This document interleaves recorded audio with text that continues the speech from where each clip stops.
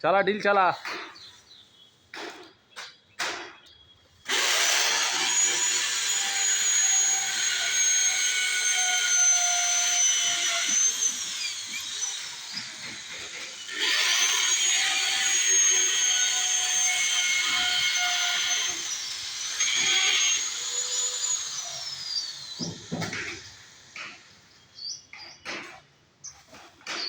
তো আমাদের শাহরুখ মিয়া কাজ করছে।